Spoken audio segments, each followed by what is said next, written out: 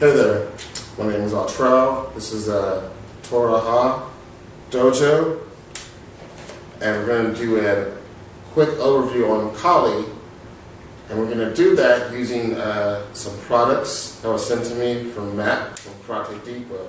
Let me see these. Thank you, Kristen.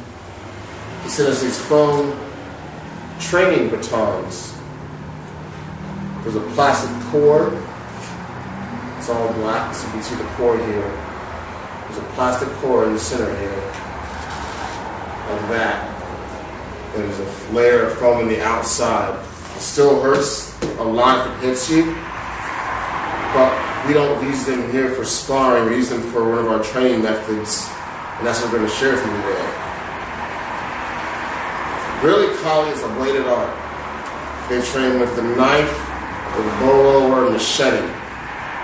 Okay? Even in class, even with advanced practitioners, even with dull blades, it's dangerous to train like this, quite frankly. We give a very short class. So, you usually see the stick. The rattan stick. It's not hollow like bamboo, it's solid. And this hurts a lot. They would use this to practice the machete techniques and also stick techniques. For example, the most common tactic in Kali, if I'm facing the strike here, is first to work from long range. This is long range.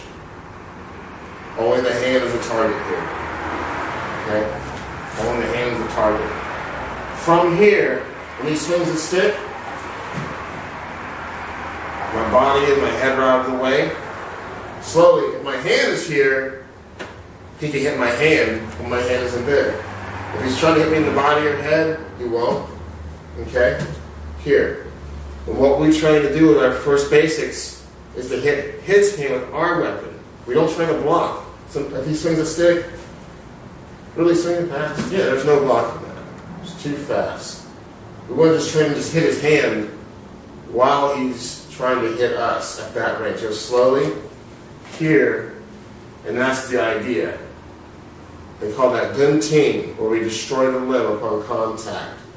Slash it right here, okay? Trying to hit. To really illustrate that, go slow again. This is the bladed art. I'll put the back of the blade to him. But the idea would be to cut, scrape, or slash his hand off, or fingers off here. That's the disarm. When that hits him, that's what makes him drop the stick. That's the technique. And then I follow up. But again, even with the stick, this is dangerous practice. We have to go very slow. Okay? It's hard to go stick to skin like this. We can go stick to stick. Here, you give me angle one, I can train that. Okay? I can train banging the stick. Not blocking. I'm just substituting the stick for his hand.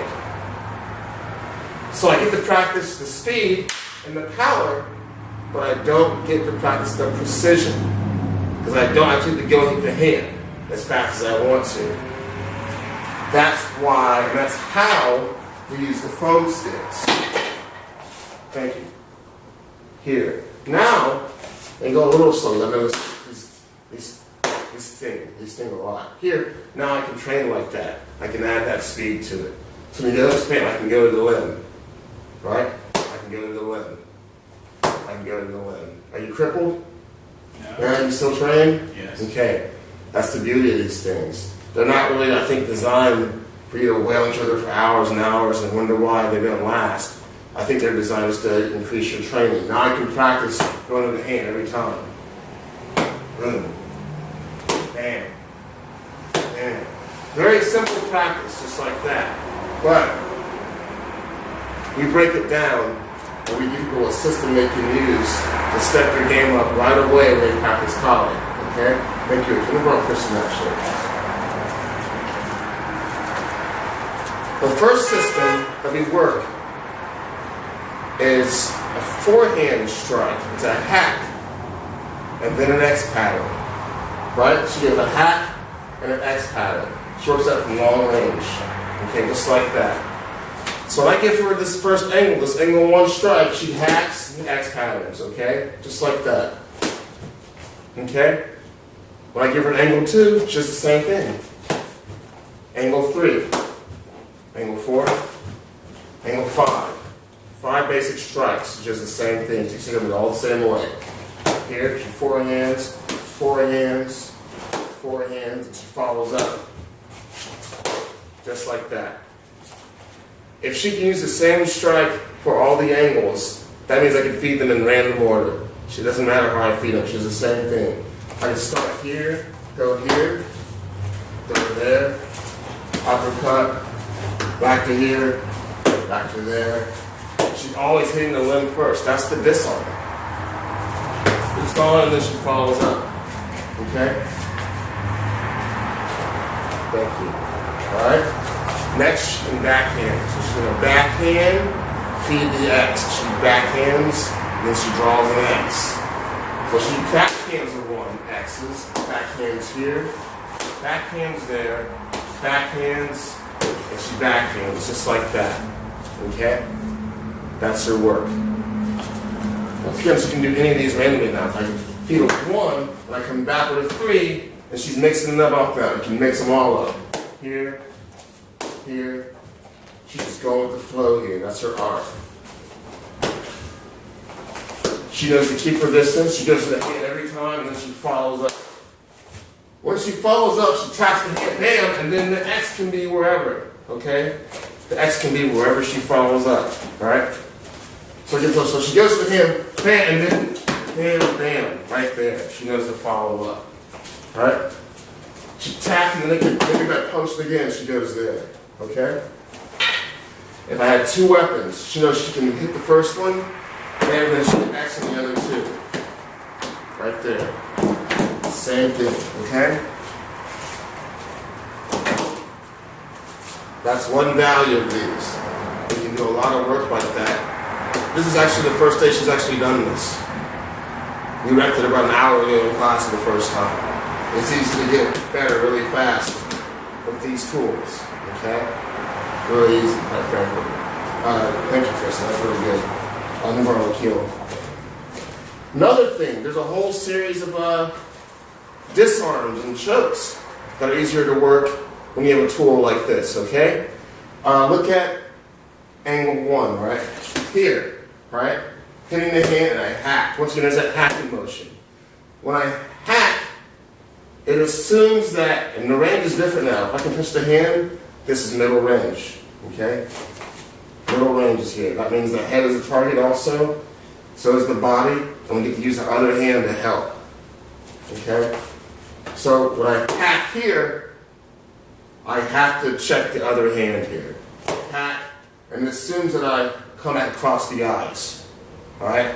In class we don't train it, but we are aware of it. Hack, and then it assumes you come back across the eyes on the way back. Strip this out, okay? Just like that. Again, hack here. Now sometimes when I strip this out here, come here, buddy. They'll go to the collarbone. Now this is very painful to practice with a stick. Right? Really uncomfortable. It's supposed to be uncomfortable. But to train it, it can be a little bearing.